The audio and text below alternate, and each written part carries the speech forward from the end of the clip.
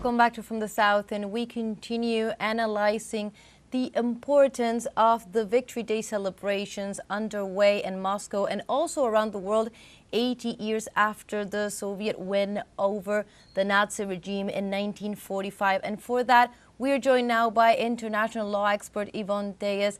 Hello, Ivonne. Thank you so much for joining us in From the South. I would like to start our interview by asking you, what do you think is the most important thing to keep in mind regarding this 80th anniversary of that important win? Hello, Valen. Thank you for having me. Okay, I believe that the most important thing about this 80 year definitely is the change in the whole world orders, in the whole world order and the whole international system. And I am talking about the prohibition of the use of the force, the beginning of the human rights international system, legal system, the endorsement of all the legal and the international legal regime that persists today that we have, and what has drawn the international system that we have today, that of course it is under a new redefinition. That's what we have been facing, I think, on the last 10 years probably. But we are talking about the new world order and how it has, and how it rearranged, how it reorganized itself after the Second World War, and how it like stated the pillars of the world system that we have today. I'm talking about multipolarity, I'm talking about multilateralism, international organizations and the entrance of other international actors, and definitely how international law is drawn today belongs definitely to the reorganization that the post-Second World War brought.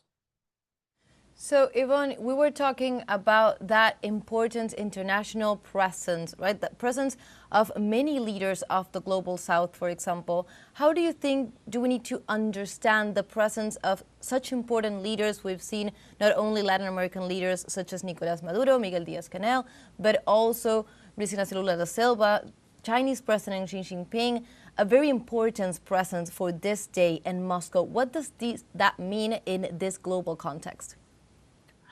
I think that we have to see it from the perspective of this global engagement, I will say, and that is regarding the non-Western states, basically, because I think this reinforces the Russians' central narrative, and that is that the world is not unipolar.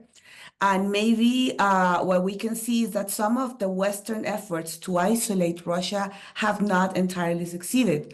And I think this is that means this international architecture regarding security and regarding the complexity of international relations show that Russia is not willing to accept a subordinate role in a Western-led global order.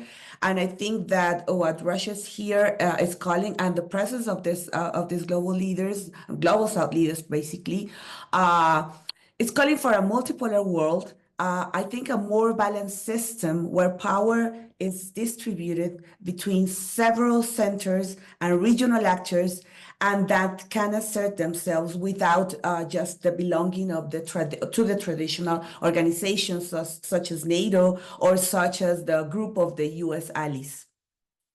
So, Ivonne, I would like to ask you, you were talking before about the importance of that 1945 win in terms of building a world with no war, no conflict, or stopping the use of force at that time. So, and we live in a context right now in which we have many cases of ongoing conflicts and ongoing genocide in Palestine, for example, promoted by imperialism. Do you think that this multipolar world order or this show of strength is going to build a way for a more peaceful world? Okay, there is something that has to be taken into account.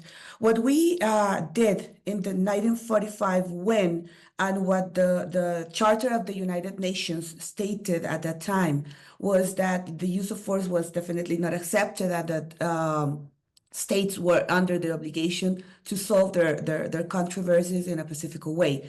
And that was due, of course, to the two world wars that the world had faced at that moment, and the decision not to follow the same path. However, what we did, and the international legal order came along with this political decision, reinstating the fact that the use of force is prohibited.